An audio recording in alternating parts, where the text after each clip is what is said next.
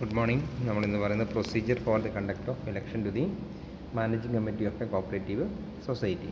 Here as per the provisions, as per the section, here the rule 35 of the Kerala Cooperative Societies Act specify the procedure to be adopted for the conduct of election to the managing committee of a cooperative society. We already learned that the final authority in a cooperative society is the general body, and then the management of the affairs of the society shall vest with the two things. First one is the general body, and the second one is the managing committee. The general body shall elect or constitute a small committee to manage the affairs of the society. Then that committee is known as the managing committee. Here the rule 35 of the Kerala Cooperative Societies Rule 1969 laid down the procedures to be adopted for election to the managing committee of a cooperative society. Then the various procedures to be adopted are: first one, a resolution for the election, then appointment of returning officer, then issue of election notice, then publication of voters list, filing of nomination papers, scrutiny of nomination paper, publication of valid nomination, withdrawal of nomination, publication of final list of contesting candidate, polling, and finally counting and declaration of the result. Okay, then take the first one, a resolution for the election. The existing committee shall meet at least 60 days prior to the date of the expiry of the term of office of the committee and pass a resolution for fixing the date, time, place, and for the conduct of election to the new committee. And a copy of the resolution shall be sent to the registrar within 1 week. That means here the existing committee shall convene a meeting at least 60 days prior to the date of the completion of their term of office and pass a resolution for conduct of election to the next managing committee. And such a resolution should be sent to registrar within 1 week of holding such a general body meeting, such a meeting, managing committee meeting. Okay. അതായത് നിലവിലുള്ള managing കമ്മിറ്റിയുടെ കാലാവധി തീരുന്നതിന് 60 ദിവസം മുന്നെങ്കിലും ഒരു meeting convene ചെയ്യുകയും അതിലൊരു resolution പാസ്സാക്കുകയും election conduct ചെയ്യാൻ വേണ്ടിയിട്ടുള്ള ഒരു റെസൊല്യൂഷൻ പാസ്സാക്കുകയും ഏത് ഡേറ്റും ടൈം ഫിക്സ് ചെയ്തുകൊണ്ടുള്ള ഒരു പ്ലേസും ഫിക്സ് ചെയ്തുകൊണ്ടുള്ള ഒരു റെസൊല്യൂഷൻ പാസ്സാക്കുകയും ആ റെസൊല്യൂഷൻ്റെ ഒരു കോപ്പി ഒരു ആഴ്ചയ്ക്കുള്ളിൽ രജിസ്ട്രാർക്ക് അയച്ചു കൊടുക്കുകയും ചെയ്യണം. Okay. Then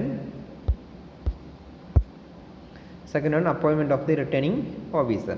Then after receiving the resolution from the society, the registrar shall appoint a returning officer for the conduct of the election.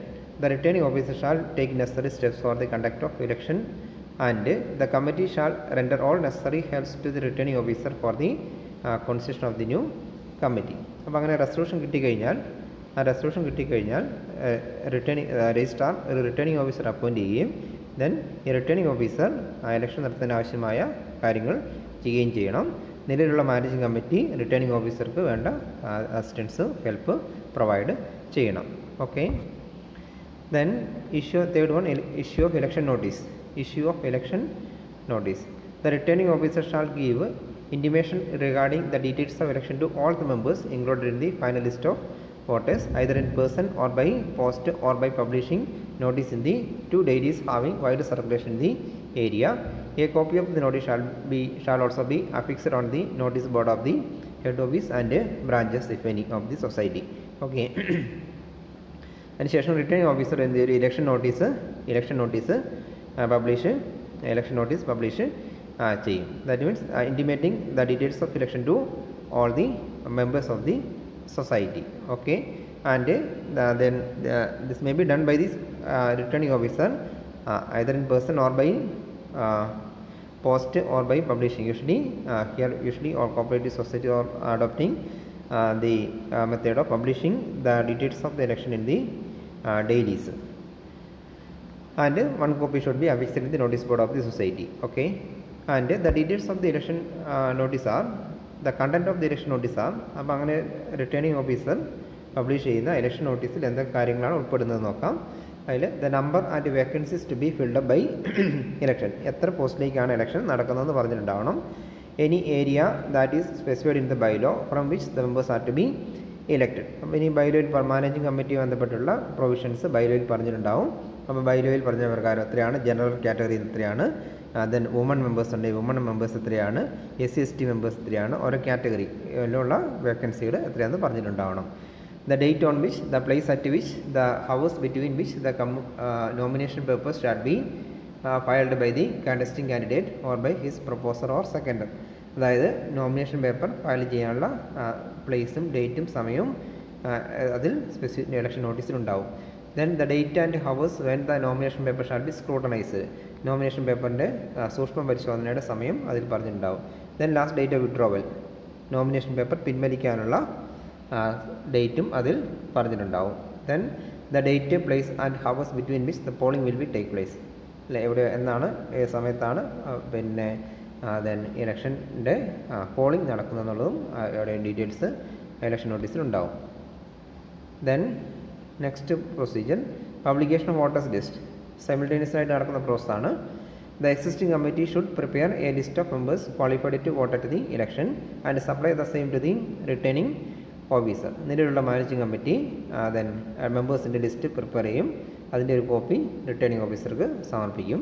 The returning officer shall publish the copies of the list on the notice board of the head office and its branches if any not less than 15 days prior to the date of election inviting objection. അപ്പോൾ അങ്ങനെ ലഭിക്കുന്ന then voters ലിസ്റ്റിൻ്റെ ഒരു copy returning officer sign ചെയ്ത് സൊസൈറ്റിയുടെ notice ബോർഡിൽ affix ചെയ്യും. Then 15 days, minimum 15 ദിവസം മുന്നേ, ഇലക്ഷന് 15 ദിവസം മുമ്പെങ്കിൽ അത് പിന്നെ നോട്ടീസ് ബോർഡിൽ ദെൻ പബ്ലിഷ് ചെയ്യും. ആൻഡ് ഇപ്പോൾ any of member have any objections regarding this election voters list, then that should be informed to the returning officer. Then after considering these objections, the returning officer shall publish a final list of eligible voters on the notice board of the society not less than 10 days prior to the date fixed for the poll. അങ്ങനെ objections ഒക്കെ ഉണ്ടെങ്കിൽ objections ഒക്കെ consider ചെയ്തിട്ട് എന്ത് ചെയ്യും, ഒരു final list of voters, final list of eligible voters returning officer notice ബോർഡിൽ minimum 10 ദിവസം മുന്നെങ്കിലും, ഇലക്ഷൻ്റെ 10 ദിവസം, പോളിൻ്റെ 10 ദിവസം മുമ്പ് ഇതിലുണ്ടാവും, പബ്ലിഷ് ചെയ്തിട്ടുണ്ടാവും. ആൻഡ് നെക്സ്റ്റ് ആണ് filing of nomination papers. The nomination of the candidate for the election shall be made in prescribed form supplied by the committee. Every nomination paper shall be signed by 2 members whose names are included in the list of members. One member shall sign form as the proposer and the other one as the seconder for the candidature. Okay. When then the details of the filing of the nomination paper is specified in the election notice. Election notice എപ്പോഴൊക്കെ എന്ന് മുതൽ എന്ന് വരെ എവിടെ nomination paper file ചെയ്യാന്നുള്ള election നോട്ടീസിൽ പറഞ്ഞിട്ടുണ്ടാവും. അത് പ്രകാരം എന്ത് ചെയ്യാം, ആ നോമിനേഷൻ പേപ്പർ കാൻഡിഡേറ്റിന് ഫയൽ ചെയ്യാം. അപ്പോൾ അതിൽ 2 പേരുടെ സൈൻ ഉണ്ടാവണം. സൊസൈറ്റിയുടെ വോട്ടേഴ്സ് ലിസ്റ്റിലുള്ള, മെമ്പേഴ്സ് ലിസ്റ്റിലുള്ള 2 പേരുടെ സൈൻ അതിലുണ്ടാവണം. ഒരാൾ പ്രൊപ്പോസറും ഒരാൾ സെക്കൻഡറും എന്ന രീതിയിലുള്ള സൈന് ഇതിന് നോമിനേഷൻ പേപ്പറിൽ ഉണ്ടാവണം. Next one, scrutiny of nomination papers, സൂക്ഷ്മ പരിശോധന.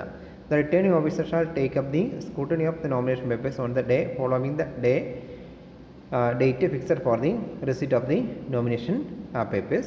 The candidate or his proposer or seconder may be present at the time of the scrutiny of the nomination papers. അപ്പോൾ എന്ത് ചെയ്യാം, നോമിനേഷൻ പേപ്പർ സ്വീകരിക്കാനുള്ള ലാസ്റ്റ് ഡേറ്റ് കഴിഞ്ഞാൽ next day എന്ത് ചെയ്യും, അതിൻ്റെ നോമിനേഷൻ പേപ്പറിൻ്റെ സൂക്ഷ്മ പരിശോധന റിട്ടേണിംഗ് ഓഫീസർ നടത്തും. അപ്പോൾ കാൻഡിഡേറ്റിന് അല്ലെങ്കിൽ അയാളുടെ സെക്കൻഡർക്ക് പ്രപ്പോസർക്ക് എന്ത് ചെയ്യാം, സൂക്ഷ്മ പരിശോധനയുടെ സമയത്ത് അവിടെ ഹാജരാവാനുള്ള റൈറ്റ് ഉണ്ട്. Then next one, publication of valid nomination. On the same day in which the scrutiny of the nomination paper is completed, the returning officer shall publish the list of valid nomination. അപ്പോൾ സൂക്ഷ്മ പരിശോധന കഴിഞ്ഞാൽ ആ ദിവസം തന്നെ എന്ത് ചെയ്യും, then valid നോമിനേഷനുള്ള അല്ലേ, വാലിഡ് നോമിനേഷൻസിൻ്റെ ലിസ്റ്റ് റിട്ടേണിംഗ് ഓഫീസർ പബ്ലിഷ് ചെയ്യും.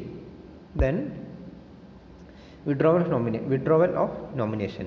Any candidate may withdraw his nomination at any time after filing of his nomination papers, but before 5 p.m. on the day following the day in which the valid nominations are published. അപ്പോൾ ഏത് കാൻഡിഡേറ്റിന് എപ്പോൾ വേണമെങ്കിൽ എന്ത് ചെയ്യാം, nomination paper file ചെയ്ത് എപ്പോൾ വേണമെങ്കിലും nomination paper withdraw ചെയ്യാനുള്ള റൈറ്റ് ഉണ്ട്.